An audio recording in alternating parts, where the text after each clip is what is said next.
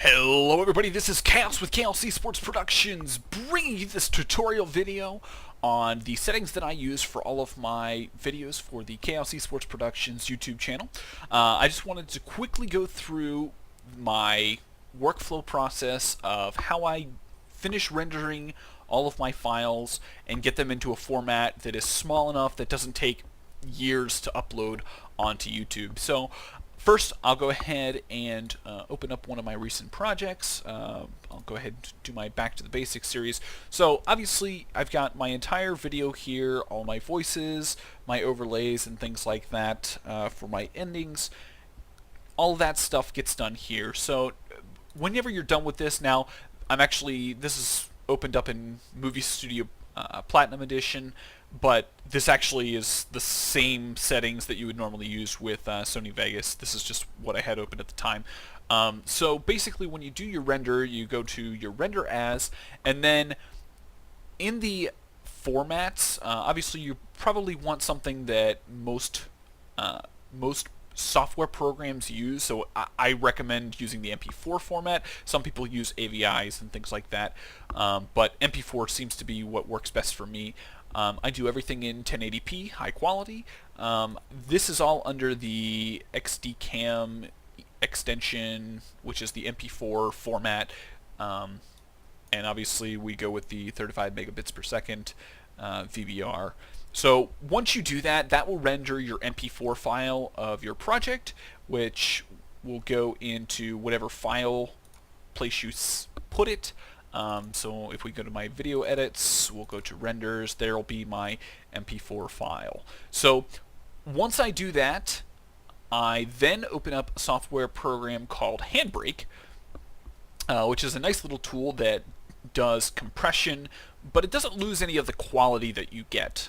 So basically, you can simply open a file, a source file, which would be that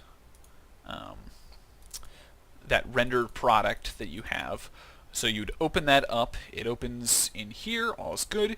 You browse to figure out where you want to put it. I obviously do it the same name.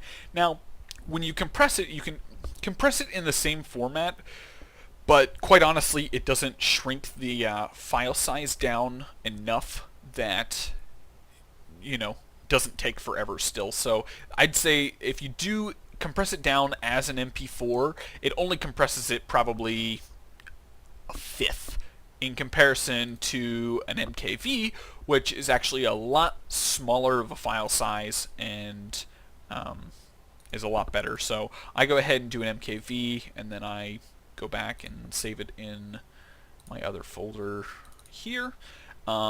Then you click on save. Then down here, pretty much all the settings are already set up. I go ahead and do the regular format. The only thing that you really need to be aware of is in this anamorphic setting, it has loose down. What you want to do is you want to set that to strict, which means your aspect ratio will not change in the compression process. So everything stays 100% the same as it was in the original file. It just basically compresses the file size down. Once you do that, you go ahead and click your start button, and then it will render out in that compressed format. And then as an example, if we go back to our recorded videos and scroll down to the Back to the Basics, let's see, let me find it. Back to the Basics, episode 9 or 8, I guess I renamed it. You can see that it's only like 300 meg as opposed to the gigabyte or 1.7 gig, if I recall. Yeah, 1.5 gig. So it compresses it down significantly in comparison. So that is basically the software programs that I use to help compress down my files to a smaller capacity.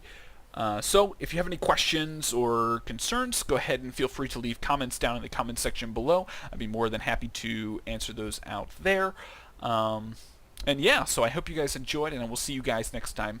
Also, feel free to go ahead and hit that subscribe button, like, and if you have any friends who are trying to get onto YouTube, go ahead and share with this video on Facebook and Twitter. It's greatly appreciated. And I think that's all I've got, so I will see you guys in the next video.